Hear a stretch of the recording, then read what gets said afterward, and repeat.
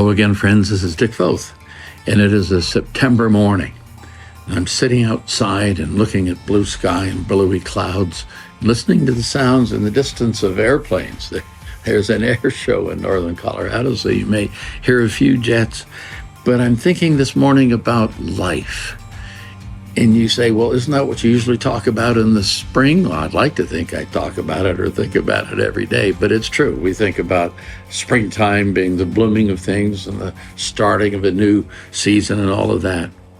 But I've been thinking about life in no small part because we have 5 family members who in this month have birthdays. My wife, Ruth, for starters, my son, Chris, daughter, Jenny, grandson, Noah, and great-granddaughter, Nora. And it's interesting when you read this old Hebrew writing of Ecclesiastes, which if you're feeling a bit down, you probably don't want to go to Ecclesiastes and read it today, because the writer speaks of the entity, the entirety of life as meaningless. But he has this line at the start of the 3rd chapter that says, there is a time for everything and a season for every activity under the sun.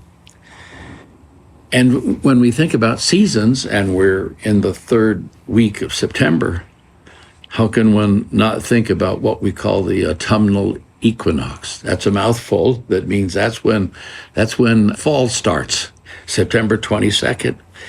And the autumnal equinox is that time, and there are 2 times in the year. One is in March called the vernal equinox, and this one, the equal amount of light and darkness.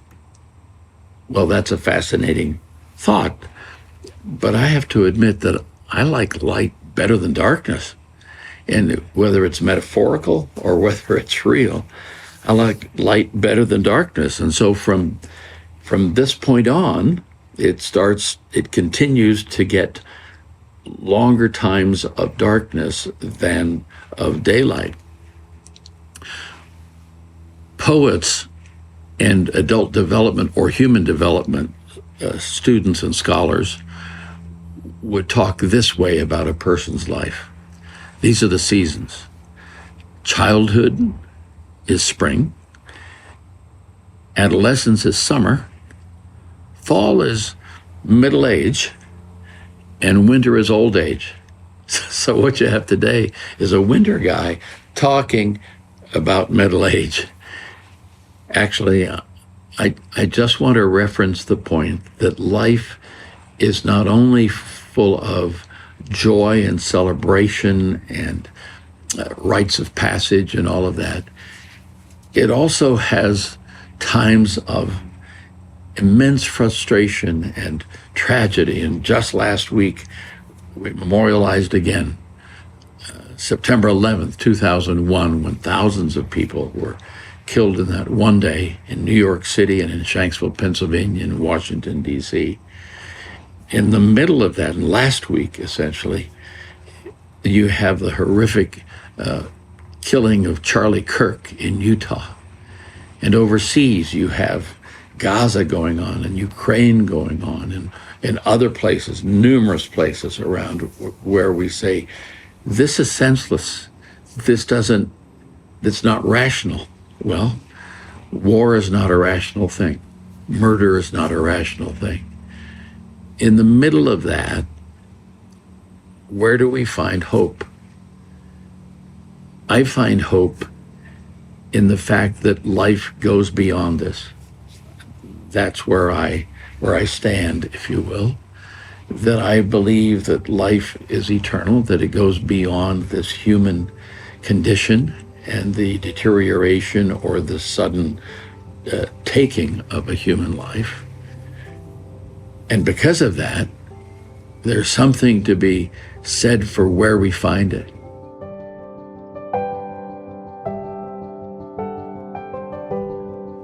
That passage in the Gospels where the followers of Jesus, a handful of men, said, teach us to pray. Other people have taught their disciples to pray. You teach us to pray. And it came to be known in our time and before as the Lord's Prayer. If you come from a liturgical or a Catholic tradition, for example, it's called the Our Father because that's how it starts. And in that, Jesus gives both the large picture and the small picture of what life is. And it goes like this. Our Father, and this is the Elizabethan English King James Version. It goes like this. Our Father who art in heaven, hallowed or holy be thy name. Thy kingdom come, thy will be done on earth as it is in heaven. Give us this day our daily bread, and forgive us our trespasses as we forgive those who trespass against us. And lead us not into temptation, but deliver us from evil. For thine is the kingdom, and the power, and the glory forever. Amen. It fascinates me that the first few words of the book of Genesis are, let there be light. There was darkness, there was chaos, and light chased it away and helped bring order. In a time when it feels for many of us chaotic, perhaps for some meaningless, I pray that again. Lord, let there be light in a dark time with insights and actions that bring life that goes beyond today to the people around us. For thine is the kingdom and the power and the glory forever. Amen. God bless you. Catch you next time.